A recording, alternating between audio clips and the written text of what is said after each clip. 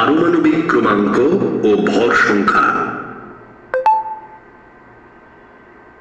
পারমাণবিক সংখ্যা হল পরমাণুর নিউক্লিয়াসের মোট প্রোটনের সংখ্যা। এটি পরমাণুর মূল রাসায়নিক ধর্ম নির্ধারণ করে। যেমন কোনো পরমাণুর পারমাণবিক সংখ্যা 40, তার অর্থ হল ওই নিস্তড়িত পরমাণুর প্রোটন সংখ্যা 40 ও ইলেকট্রন সংখ্যা 40। নিউক্লিয়াসের প্রোটন ও নিউট্রনের মোট সংখ্যা হল ওই পরমাণুর ভর সংখ্যা। এইখানে জেনে রাখা ভালো, সাধারণ হাইড্রোজেনের নিউক্লিয়াসে কোনো নিউট্রন নেই।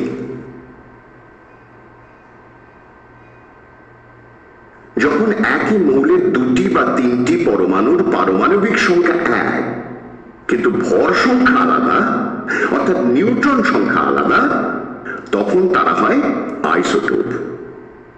এদের রাসায়নিক ধর্ম এক, কারণ প্রোটন সংখ্যা বদলায় না। যেমন হাইড্রোজেনের আইসোটোপ হল সাধারণ হাইড্রোজেন বা প্রোটিয়াম, যার নিউট্রন সংখ্যা 0, ডয়টেরিয়াম 1টি নিউট্রন, ট্রিটিয়াম 2টি নিউট্রন। যখন মৌলের নিউট্রন সংখ্যা একই থাকে কিন্তু প্রোটন সংখ্যা আলাদা হয়, তখন তারা হয় আইসোটোপ। সুতরাং এদের পারমাণবিক সংখ্যা আলাদা, ভর সংখ্যাও আলাদা, অর্থাৎ এদের রাসায়নিক ধর্মও আলাদা। যেমন ট্রিটিয়াম ও হিলিয়াম, এদের প্রত্যেকের 2টো করে নিউট্রন আছে, কিন্তু প্রোটন সংখ্যা ট্রিটিয়ামের 1টি, হিলিয়ামের 2টি।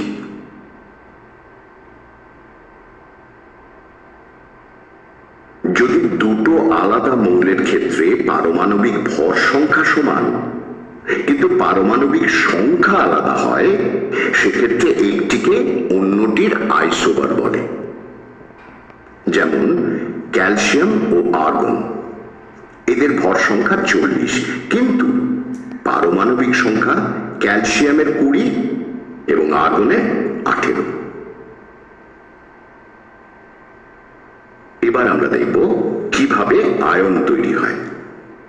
সাধারণত যে কোনো পরমাণু নিস্তড়িত, কারণ পরমাণুর মধ্যে পজিটিভ তড়িৎগ্রস্ত কণা প্রোটন এবং নেগেটিভ তড়িৎগ্রস্ত কণা ইলেকট্রন আছে। কিন্তু পরমাণুর কোনো তড়িৎ আধান নেই, কারণ সেখানে ইলেকট্রন ও প্রোটন সংখ্যা সমান।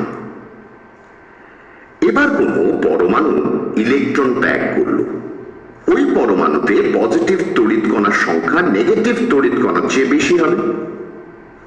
ওই পরমাণু পরিণত হবে পজিটিভ আয়ন বা ক্যাটায়ন। এর ঠিক উল্টোটা ঘটলে তৈরি হবে অ্যানায়ন। মনে রাখতে হবে, পরমাণু ইলেকট্রন ছেড়ে বা ইলেকট্রন নিয়ে তার কাছাকাছি থাকা নিষ্ক্রিয় গ্যাসের মতো ইলেকট্রন বিন্যাস পায়। এই জন্যে আয়ন পরমাণুর চেয়ে বেশি সুস্থির